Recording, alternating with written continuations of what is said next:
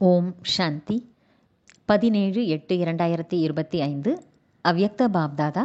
Revise date 16/11/2006 Madhuban.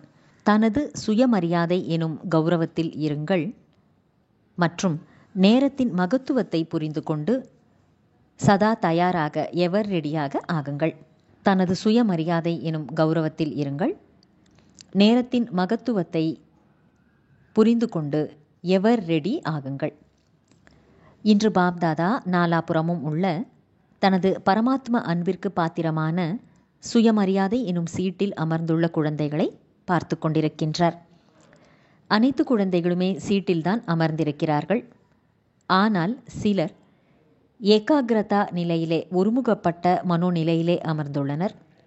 சிலரோ எண்ணத்தினால் தடுமாற்றமடைகின்றனர். பாப்தாதா நிகழ்காலத்தில் சமயத்துக்கேற்ப ஒவ்வொரு குழந்தையையும் ஏகாகிரதா மனோநிலையில் சுயமரியாதையின் சொரூபத்தில் பார்க்க விரும்புகின்றார். குழந்தைகள் அனைவரும் கூட ஏகாகிரதா நிலையிலேயே நிலைத்திருக்கவே விரும்புகின்றனர். தனது விதவிதமான சுயமரியாதை தெரிந்த போதும் சிந்தித்த போதும் ஏகாகிரதா என்ற ஒருமித்த மனநிலையை தவற விடுகின்றனர். சதா ஒரே சீரான ஏக்ரஸ் நிலை என்பது குறைவாகவே உள்ளது, அனுபவம் ஆகிறது. அந்நிலையில் நிலை பெற விரும்பினாலும் அவ்வப்போது மட்டுமே அவ்வாறு இருப்பது ஏன்? காரணம், கவனம் எப்போதும் இருப்பதில்லை, கவனக்குறைவாகிறது. சுயமரியாதையின் பட்டியலை போட்டால் அது எவ்வளவு நீண்டதாகும். அனைத்திலும் முதன்மையான சுயமரியாதை. எந்த தந்தையின் நினைவில் சதா இருக்கின்றேனோ, யாருடைய நேரடி குழந்தையாக ஆகியுள்ளேன், நான் நம்பர் 1 குழந்தையாவேன்.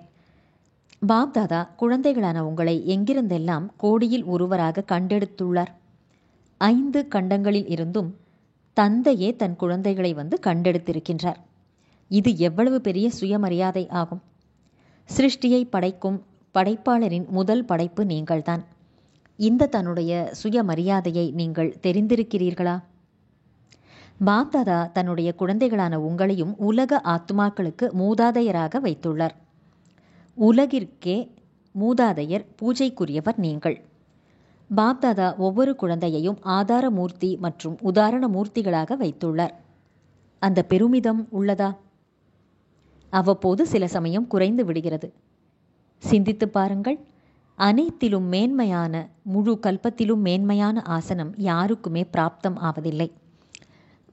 அவர் நமக்கு பரமாத்மா ஆசனம், ஒளிக்கிரீடம், நினைவு திலகம் யாவும் கொடுத்துள்ளார். நான் யார் என்பது நினைவுக்கு வருகின்றதா? எனது சுயமரியாதை இது என்ற போதை ஏறுகிறதா? முழு கல்பத்திலும் சத்யுகத்தின் மிக உயர்ந்த ஆசனமாக இருந்தாலும் கூட பரமாத்மாவின் உள்ளம் என்ற ஆசனம் குழந்தைகளான உங்களுக்கு மட்டுமே பிராப்தமாகிறது. பாப்தாதா எப்போதும் இறுதி நம்பரில் உள்ள குழந்தையையும் ஃபரிஷ்தாவிலிருந்து தேவதையாகும் குழந்தையாகவே பார்க்கின்றார். இப்போதே பிராமணர், பிராமணரில் இருந்து ஃபரிஷ்தா, ஃபரிஷ்தாவிலிருந்து தேவதை ஆகியே தீர வேண்டும். தனது சுயமரியாதை என்னவென்று தெரியுமா? ஏனெனில் பாப்தாதாவிற்கு தெரியும். சுயமரியாதையை மறக்கின்ற காரணத்தினால்தான் தேக உணர்வு, தேக அபிமானம் வருகிறது.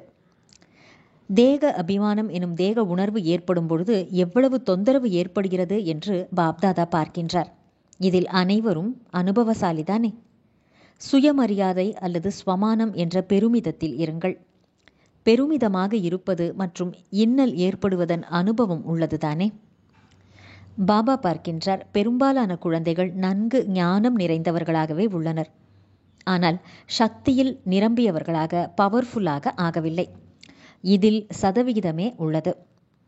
பாப்தாதா ஒவ்வொரு குழந்தையையும் தனது அனைத்து பொக்கிஷங்களுக்கும் எஜமானராக மாற்றியுள்ளார். அனைவருக்கும் அனைத்தையும் கொடுத்துள்ளார். அதிகமாகவோ குறைவாகவோ தரவில்லை.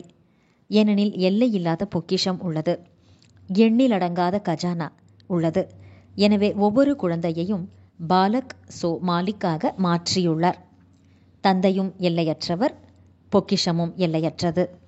எனவே தன்னிடமும் எல்லையில்லாத பொக்கிஷம் உள்ளதா என்று தன்னைத்தானே சோதித்து பாருங்கள். அது எப்போதுமே உள்ளதா அவ்வப்போது சிறிது களவு போகிறதா, தொலைந்து விடுகிறதா? பாபா ஏன் கவனம் வைக்க சொல்லுகின்றார்? தொந்தரவு அடையக்கூடாது. சுயமரியாதை எனும் ஆசனத்தில் அமருங்கள். தடுமாற்றம் ஏற்படக்கூடாது. 63 பிறவிகளாக தடுமாற்றத்தின் அனுபவத்தை செய்தாயிற்று. மேலும் இப்போதும் அதையே செய்ய வேண்டுமா? களைத்து போகவில்லையா? இப்போது சுயமரியாதையில் இருப்பது என்றால் தனது மிக உயர்ந்த கௌரவத்தில் இருப்பதாகும். ஏன்? எவ்வளவு காலம் கடந்துவிட்டது? 70வது ஆண்டை 2006ஆம் வருஷத்தில் யக்ஞத்தினுடைய 70வது ஆண்டை கொண்டாடுகிறீர்கள் அல்லவா? ஆக தன்னை அறிவது என்பது சுயமரியாதையை அறிவதாகும். சுயமரியாதையில் நிலைத்திருப்பதாகும். சமயத்துக்கேற்ப இப்போது சதா என்ற சொல்லை நடைமுறை வாழ்வில் கொண்டு வர வேண்டும். சதா எனும் சொல்லை மட்டும் கோடிட்டு குறிப்பதல்ல, ஆனால் நடைமுறை வாழ்வில் கோடிட்டு குறிக்க வேண்டும். செய்ய வேண்டும், இருப்போம், செய்து கொண்டுதான் இருக்கிறோம், செய்து விடுவோம். இவையாவும் எல்லைக்கு அப்பாற்பட்ட பாலகன் மற்றும் எஜமானரின் வார்த்தை அல்ல. இப்போது ஒவ்வொருவர் உள்ளத்தில் இருந்தும் அடைய வேண்டியதை நான் அடைந்து விட்டேன் என்ற பாடல் இடையராது ஒலிக்க வேண்டும். அடைந்து கொண்டிருக்கின்றோம். இது எல்லையில்லாத பொக்கிஷங்களின் எல்லையற்ற தந்தையின் குழந்தைகள் இவ்வாறு சொல்ல முடியாது. அடைந்து விட்டீர்கள், பாப்தாதாவை அடைந்து விட்டீர்கள், என்னுடைய பாபா என்று சொல்லிவிட்டீர்கள், ஏற்றுக்கொண்டீர்கள், தெரிந்து கொண்டீர்கள், இடையராது ஒலியை அடைந்து விட்டீர்கள். ஏனெனில் பாப்தாதா அறிவார், குழந்தைகள் சுயமரியாதையில் அவ்வப்போது இருப்பதால் நேரத்தின் மகத்துவம் நினைவில் குறைவாகவே உள்ளது. ஒன்று தனது சுயமரியாதை, மற்றொன்று நேரத்தின் மகத்துவம். நீங்கள் சாதாரணமானவர்கள் அல்ல, மூதாதையர்கள். நீங்கள் ஒவ்வொருவரும் உங்களுக்கு பின்னால் உள்ள உலக ஆத்துமாக்களுக்கே ஆதாரமானவர் ஆவீர்கள். சிந்தித்து பாருங்கள். நீங்களே பதற்றம் அடைந்தால் உலக ஆத்மாக்களின் நிலை என்னவாகும்? மகாரதி என்று அழைக்கப்படுபவர்களே உலக ஆத்மாக்களுக்கு ஆதாரமானவர்கள் என்று நினைக்காதீர்கள். புதியவர்கள் மனதார எனது பாபா என்று ஏற்றுக்கொண்டீர்களா? புதியதாக வந்தவர்கள் ஏற்றுக்கொண்டீர்களா? தெரியவில்லை. ஏற்றுக்கொண்டோம். மேரா பாபா என்பவர்கள் கையை உயர்த்துங்கள். யாரெல்லாம் உளமாற மேரா பாபா என்று சொல்கிறீர்களோ, பாபாவும் என்னுடைய குழந்தாய் மேரா பச்சே என்று ஏற்றுக்கொண்டார். எனில் அவர்கள் யாவரும் பொறுப்பானவர்களே. ஏன்? நான் பிரம்மா குமார், பிரம்மா குமாரி என்று எப்போது சொன்னீர்களோ, பிரம்மா குமார் குமாரியா அல்லது சிவகுமார் சிவகுமாரியா அல்லது இரண்டுமா? பிறகென்ன கட்டுப்பட்டவர்கள்? பொறுப்பென்னும் கிரீடம் அணியப்பட்டது. அணிந்து கொண்டீர்களா? பொறுப்பென்ற கிரீடத்தை அணிந்து கொண்டீர்களா? அது பாரமாக இல்லையே, லேசாக உள்ளதல்லவா? ஒளியால் ஆனது. ஒளி எவ்வளவு லேசானது! ஆக நேரத்தின் மகிமையையும் கவனத்தில் வையுங்கள். நேரம் ஒருபோதும் கேட்டுக்கொண்டு வராது. அநேக குழந்தைகள் இப்போது சொல்கின்றனர், யோசிக்கின்றனர், சிறிதளவாவது மேலோட்டமாக தெரிய வேண்டும். 20 வருடமா 10 வருடமா என்று சிறிதேனும் தெரிய வேண்டும். ஆனால் பாப்தாதா கேட்கிறார், இறுதி விநாசத்தை விடுங்கள், உங்கள் உடலின் இறுதி விநாசம் பற்றி தெரியுமா? யாருக்காவது நான் இன்ன தேதியில் உடலை விட்டு விடுவேன் என்று தெரியுமா? இப்போதெல்லாம் பிராமணர்கள் விடைபெறும் நாளுக்கான மர்ஜீவா போகு அதிகமாக வைக்கின்றனர். எதுவும் நம்பிக்கை இல்லை, நிலை இல்லை. எனவே நேரத்தின் மதிப்பை உணருங்கள். இது ஆயுள் குறைவான சின்னஞ்சிறிய யுகம், ஆனால் மிகவும் உயர்ந்த பிராப்திகளை தரும் யுகம் ஆகும். ஏனெனில் மிகப்பெரிய தந்தை இந்த சிறிய யுகத்தில்தான் வருகின்றார், பெரிய யுகங்களில் வருவதில்லை. இந்த சிறிய யுகம் முழு கல்பத்திற்குமான பலனை பெறுவதற்கான விதையை விதைக்கும் நேரம் ஆகும். நீங்கள் உலக ராஜ்யத்தை பெற வேண்டுமாயினும், பூஜைக்குரியவராக ஆக வேண்டும் என்றாலும், முழு கல்பத்திற்குமான விதை விதைக்கும் நேரம் இதுதான். மேலும் இது இரட்டை பிராப்திகளை தருகின்ற நேரம். பக்திக்கான பலனும் கைமேல் பலனும் இப்போதே கிடைக்கிறது. செய்யும் செயலுக்கான பலன் உடனடியாக கிடைக்கிறது. எதிர்காலமும் அமைகின்றது. முழு கல்பத்திலும் இது போன்ற யுகம் உள்ளதா பாருங்கள். ஏனெனில் இப்போது மட்டுமே தந்தை ஒவ்வொரு குழந்தையின் உள்ளங்கையிலும் சொர்க்கம் என்ற ராஜ்ய பாக்கியத்தை மிகப்பெரிய பரிசாக தருகின்றார். ஸ்வர்க்கம் என்னும் புத்துலக பரிசை ஒவ்வொரு குழந்தையின் உள்ளங்கையில் தந்தை கொடுத்துள்ளார். இவ்வளவு பெரிய பரிசை வேறு யாரும் கொடுக்க முடியாது. இப்போதுதான் அது கிடைக்கிறது. இப்போதுதான் நீங்கள் மாஸ்டர் சர்வசக்திவான் ஆகிறீர்கள். வேறு எந்த யுகத்திலும் மாஸ்டர் சர்வசக்திவான் என்ற பதவி கிடைக்காது. எனவே தனது சுயமரியாதையிலும் ஒருமுகப்படுத்துங்கள். நேரத்தின் மகத்துவத்தையும் உணருங்கள். தன்னையும் நேரத்தையும், தன்னை பற்றிய சுயமரியாதை, நேரத்தின் மகத்துவம் இவற்றில் கவனக்குறைவு வரக்கூடாது. இப்போதும் அலட்சியமாக இருந்துவிட்டால் அநேக பிராப்திகளை குறைத்து கொள்ளுவீர்கள். ஏனெனில் போக போக மிக நன்றாக நடக்கிறது, சென்றடைந்து விடுவோம், பார்த்து கொள்ளுவோம், பின்தங்கி விட மாட்டோம், ஆகிவிடும் என்ற அலட்சியம் வந்துவிடும். கவனக்குறைவு மற்றும் அலட்சியம். எப்போது என்பது கவனக்குறைவு, இப்போது என்பதுதான் உடனடி தானம் மகா புண்ணியம். இப்போது இன்று முதல் முறை அல்லவா? எனவே பாப்தாதா கவனம் செய்ய வைக்கின்றார். இந்த சீசனில் சுயமரியாதையிலிருந்து நீங்கள் இறங்கிவிட வேண்டாம். நேரத்தின் மகிமையையும் மறந்துவிட வேண்டாம். விழிப்புடன், புத்திசாலியாக, எச்சரிக்கையாக இருங்கள். நீங்கள் தந்தைக்கு அன்பானவர்கள்தானே? அன்பானவரிடம் சிறிதளவும் குற்றம், குறை, பலவீனம் பார்க்க இயலாது. பாப்தாதாவிற்கு கடைசி குழந்தைகளிடமும் அன்பு இருக்கிறது என்பதை கேட்டீர்கள் தானே? குழந்தை அல்லவா? இப்போது நடைபெறும் சீசனில் இந்தியர்களானாலும் இரட்டை அயல்நாட்டவர்களானாலும் குறைந்தவர்கள் அல்லவே? பாப்தாதா பார்க்கின்றார். இரட்டை அயல்நாட்டினர் இல்லாத குழு என்று ஒருபோதும் இல்லை. எத்தனை பேர் பாருங்கள், அவர்களுக்கே உரிய தனி குழு முடிந்து விட்டது. இருப்பினும் எத்தனை பேர் வந்திருக்கிறார்கள் பாருங்கள். வாழ்த்துக்கள். வந்தீர்கள், நல்லது, மிக மிக வாழ்த்துக்கள். இப்போது என்ன செய்ய வேண்டும் என்று கேட்டீர்களா? இந்த சீசனில் என்னென்ன செய்ய வேண்டும்? வீட்டுப்பாடம் கொடுத்தாயிற்று. தன்னை உணருங்கள். தன்னை மட்டுமே உணருங்கள், பிறரை அல்ல. தூய்மையான தங்கம் ஆகுங்கள். ஏனெனில் மேரா பாபா என்று சொன்னவர்கள் தன்னுடனேயே வரவேண்டும் என்று பாப்தாதா விரும்புகின்றார். ஊர்வல கூட்டத்தில் ஒருவராக அல்ல. பாப்தாதாவுடன் ஸ்ரீமத் எனும் கையை பிடித்து கொண்டு செல்ல வேண்டும். பிறகு பிரம்மா பாபாவுடன் முதலில் ராஜ்யத்தில் வர வேண்டும்.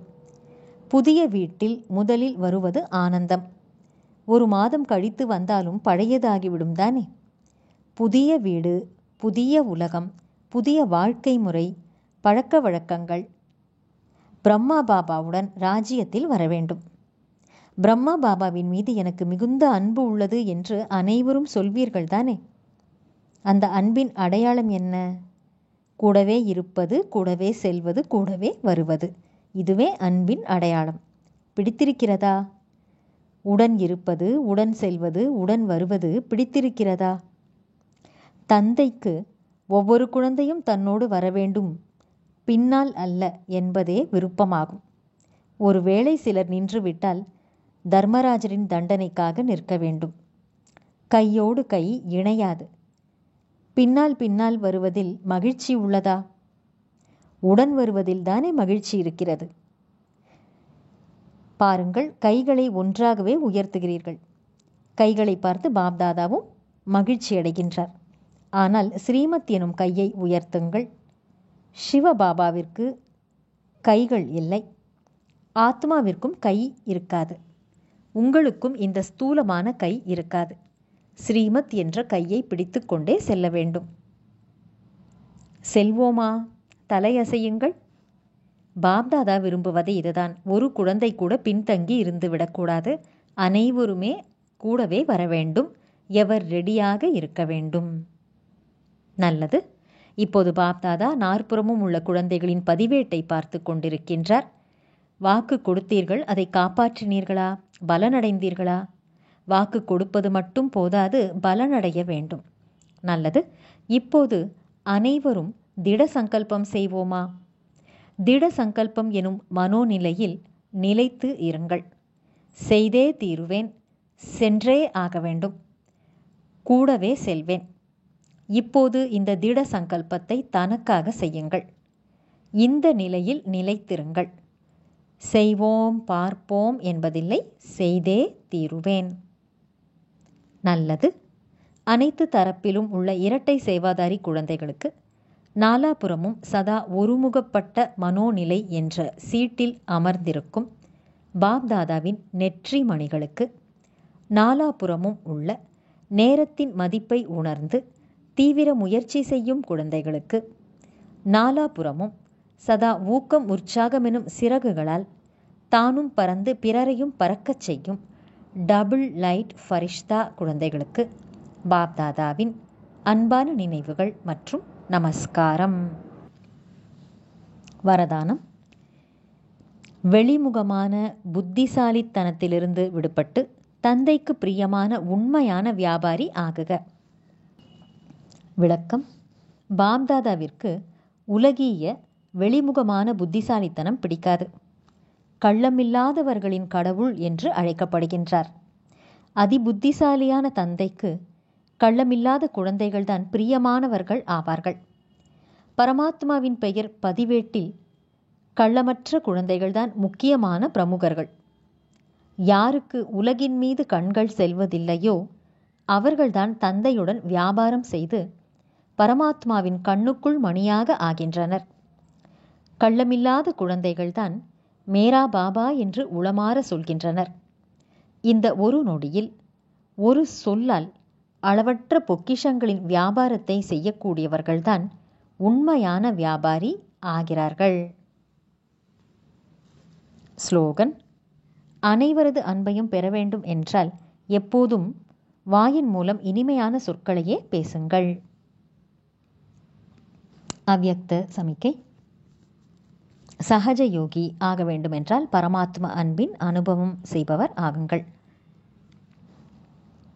யார் ஒருவர் சதா தந்தையின் அன்பான நினைவில் மூழ்கி லவ்லீனாக இருப்பாரோ அத்தகைய ஆத்மாக்களின் கண்களில் மற்றும் வாயிலிருந்து வெளிவரும் ஒவ்வொரு சொல்லிலும் தந்தை கலந்திருப்பதால் சக்தி சொரூபத்திற்கு பதிலாக சர்வ சக்திவானே கண்ணில் தென்படுவார்.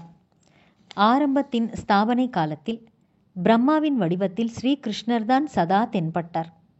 அவ்வாறே குழந்தைகளான உங்கள் மூலமாக சர்வசக்திமான் தென்படுவார். நல்லது. ஓம் சாந்தி.